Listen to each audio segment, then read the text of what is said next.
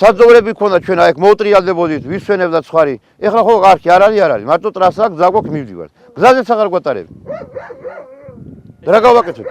მაგალითად ერთ წყაროში მივდიოდი ისვენებდა ცხვრები მიდიოდა, მაღლა ავიდოდი ისვენებდა, აქაც ხო უყურებ ახლა.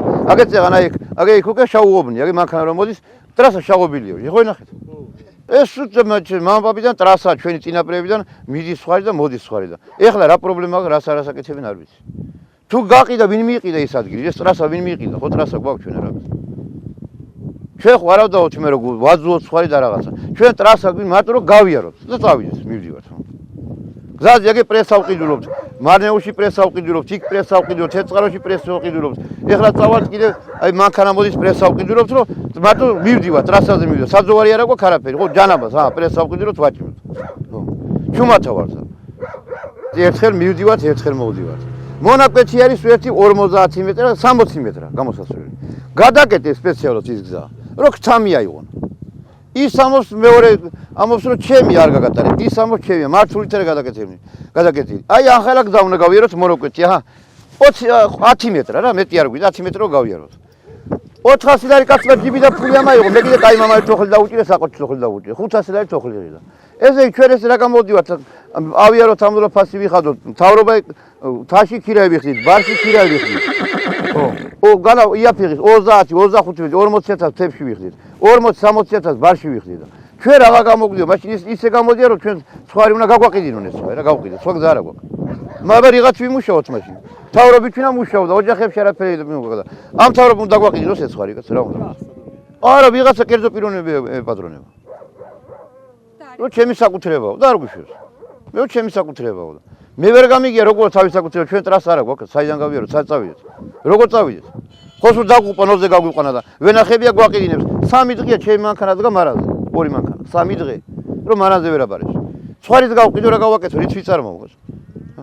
ქათამიროში ქაცვის ვიცხოვრებს ნებას. ბარღობიდან ცხარში ვარ გაზირი, ახლა გამაყიდინო რა უნდა გას. მოვიდნენ გვიპატრონო, გას სხვა ხوارაფერი არ ავთხოვს გას.